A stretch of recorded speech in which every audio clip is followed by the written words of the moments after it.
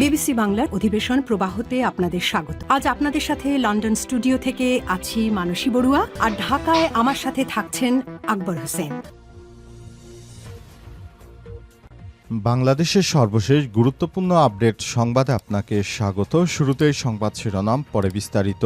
প্রথমে জানাবো, দুর্গাপূজার পরই দেশে ফেরার চেষ্টা চালাবে আওয়ামী লীগরা। ২৪-এর ৫ আগস্ট ছাত্র জনতার গণ অভ্যুত্থানের মুখে পদত্যাগ করে ভারতে পালিয়ে গেছেন স্বৈরাচারী সাবেক প্রধানমন্ত্রী শেখ হাসিনা। কিন্তু ভারত থেকে একের পর এক উস্কানিমূলক বক্তব্য দিয়ে যাচ্ছেন জুলাইয়ের মানবতাবিরোধী অপরাধে অভিযুক্ত শেখ হাসিনা। তিনি আগামী দুর্গাপূজার পর দেশে ফিরবেন এমনটাই জানিয়েছে আমার দেশ পত্রিকা। এ বিষয়ে গুরুত্বপূর্ণ সংবাদ জানাবো, সঙ্গেই থাকুন। এরপর জানাবো, ফ্যাসিস্ট শাসনের যেন আর আগমন না ঘটে ট্রাইব্যুনালে মাহমুদুর রহমান। দ্বিতীয় বিশ্বযুদ্ধের পর হিটলারকে যেভাবে বলা হয়েছে নেভার এগেইন, বাংলাদেশেও একই বিচারের মাধ্যমে আমরা ফ্যাসিস্ট শাসন যেন আর আগমন না ঘটে ট্রাইব্যুনালে সাক্ষ্য দিতে গিয়ে এমন মন্তব্য করেছেন মাহমুদুর রহমান। এদিকে ঢাকেশ্বরী মন্দির পরিদর্শন করলেন প্রধান উপদেষ্টা। দুর্গাপূজার প্রস্তুতি এবং সার্বিক অবস্থা জানতে ঢাকেশ্বরী জাতীয় মন্দির পরিদর্শনে গিয়েছেন অন্তর্বর্তীকালীন সরকারের প্রধান উপদেষ্টা অধ্যাপক ড মোহাম্মদ ইউনূস। আজ তিনি পরিদর্শনে যান। প্রধান উপদেষ্টা সিনিয়র সহকারী প্রেস সচিব ফয়েজ আহমেদ বিষয়টি নিশ্চিত করেছেন। এ সময় তিনি হিন্দু ধর্মাবলম্বীদের বিভিন্ন বিষয়ে জানতে চান। তখন তারা জানিয়েছে, গত বছরের তুলনায় এবছর ১,০০০টি পূজা মণ্ডপ বেশি করা হয়েছে।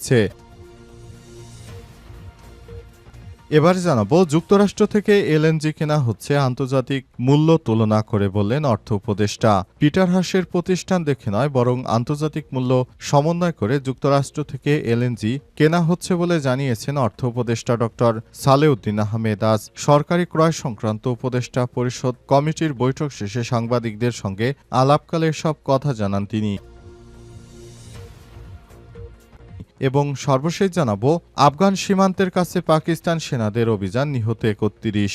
আফগানিস্তানের কাছে পাকিস্তানি সেনাদের অভিযানে ৩১ জন নিহত হয়েছে। পাকিস্তানের সেনাবাহিনী জানিয়েছে, আফগানিস্তানের সীমান্তের কাছে চালানো দুটি পৃথক অভিযানে হতাহতের ঘটনা ঘটে। নিহতরা সবাই আফগানিস্তানের ভারতীয় মদতপুষ্ট সন্ত্রাসী বলে জানিয়েছে তারা। আজ সীমান্তবর্তী এক জেলায় আতর্কিত হামলায় ১২ জন সেনা নিহত হওয়ার পর এই ঘটনা ঘটে। হামলার দায় স্বীকার করেছে পাকিস্তান তালেবান টিটিপি। প্রিয় দর্শক, এতক্ষণ শুনছিলেন সংবাদ শিরোনাম, এবারে বিস্তারিত।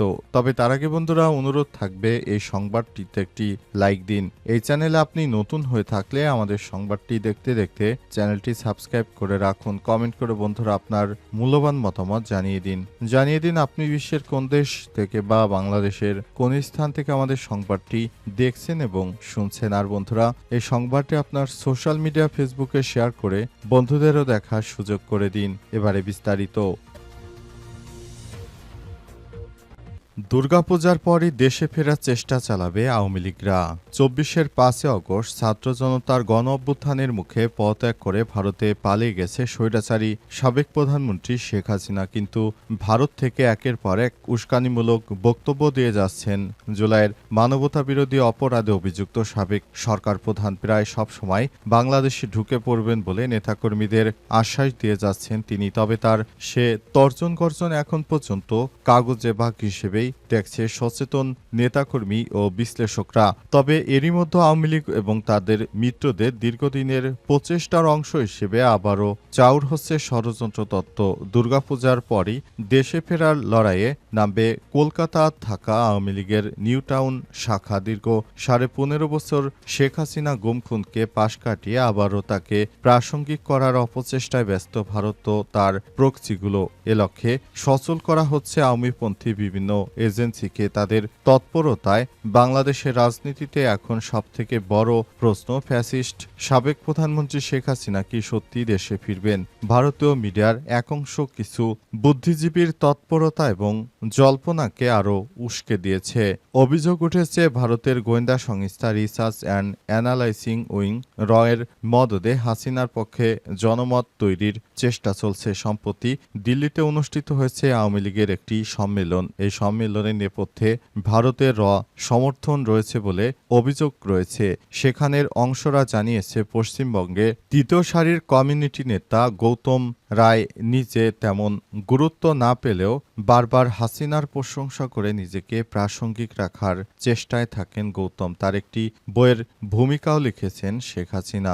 সম্মেলনে গৌতম রায় দাবি করেন, 34 বছরের রাজনৈতিক জীবনে শেখ হাসিনা দুপুরে ভাত খাওয়ার তেমন সুযোগ পাননি। কাজের চাপে বেশিরভাগ সময় তিনি চা আর টোস্ট বিস্কুট খেয়েছেন। তিনি হাসিনার সরল জীবনযাত্রার প্রশংসা করে তাকে সুপিয়া কামাল, সুচিত্রা মিত্র ও গৌরী আয়ুবীর মতো নারীদের সঙ্গে তুলনা করেছেন।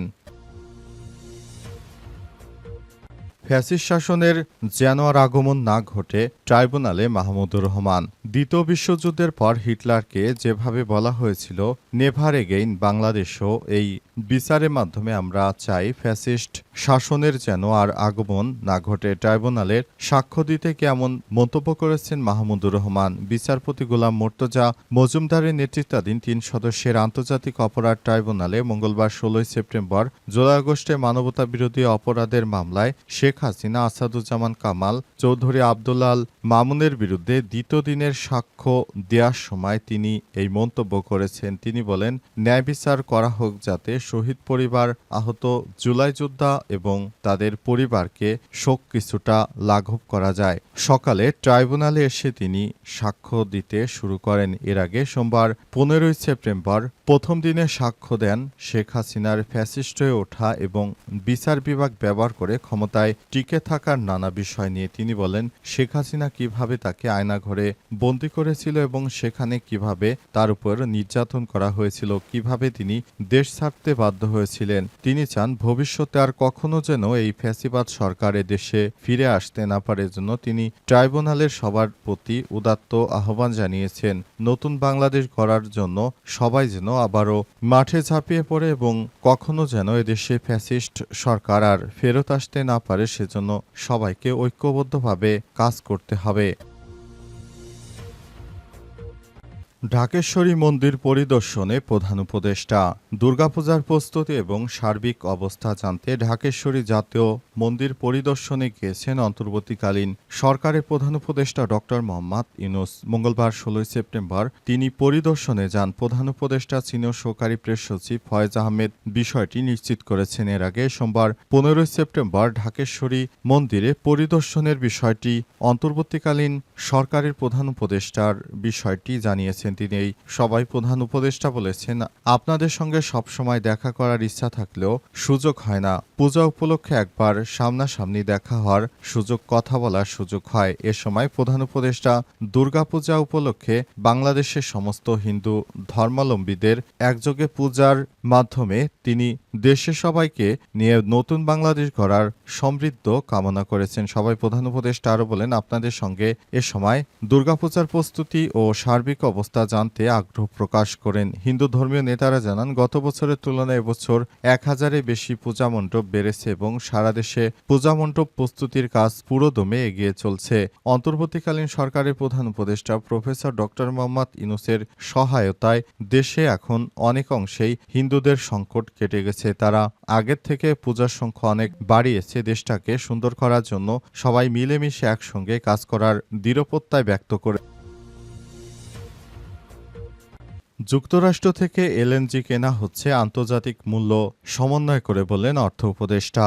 পিটার হাসের প্রতিষ্ঠান দেখে নয়, বরং আন্তর্জাতিক মূল্য তুলনা করে যুক্তরাষ্ট্র থেকে এলএনজি কেনা হচ্ছে বলে জানিয়েছেন অর্থ উপদেষ্টা ডক্টর সালেউদ্দিন আহমেদ। মঙ্গলবার 16 সেপ্টেম্বর সরকারি ক্রয় সংক্রান্ত উপদেষ্টা পরিষদ কমিটির বৈঠক শেষে সাংবাদিকদের সঙ্গে আলাপকালে এই কথা জানান তিনি। উপদেষ্টা বলেন, সাবেক রাষ্ট্রদূত পিটার ডি হাস যুক্তরাষ্ট্র ভিত্তিক কোম্পানি এক্সিলারেট এনার্জি প্রতিষ্ঠান হলে কোনো ব্যক্তির বিবেচনায় নিয়ে নয়, বরং দেশের চাহিদা মোতাবেক এই সিদ্ধান্ত গ্রহণ করা হয়েছে। তিনি আরও জানান, বাণিজ্য ঘাটতি কমাতে অতিরিক্ত দামে যুক্তরাষ্ট্র থেকে গম আমদানি করা হলেও এর ফলে ভোক্তা পর্যায়ে কোনো প্রভাব পড়বে না।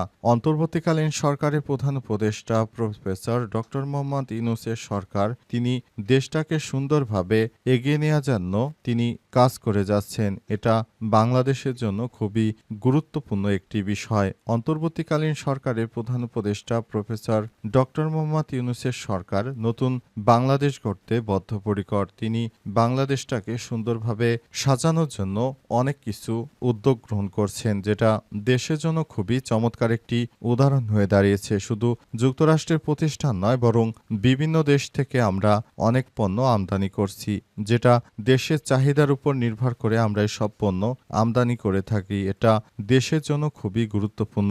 অন্তর্বর্তীকালীন সরকার নির্দেশ দিয়েছেন বলে যে যুক্তরাষ্ট্রের কোম্পানি থেকে মালামাল কিনছি সেটা মোটেও নয়, বরং আমরা যেখান থেকে আন্তর্জাতিক মূল্যের সব থেকে কমে পাবো সেখান থেকে আমরা মালামাল কিনবো এবং এগুলো আমরা ব্যবহার করতে পারবো বলে জানিয়েছেন তিনি। এ সময় সালেউদ্দিন বলেন, গুজবে কান নেড় দিয়ে বরং দেশটাকে যেন সুন্দরভাবে এগিয়ে নিয়ে যাওয়া যায়, সেজন্য সবাই একসঙ্গে মিলেমিশে নতুন বাংলাদেশ গড়তে হবে। তাই তিনি সবার প্রতি উদাত্ত আহ্বান জানিয়েছেন।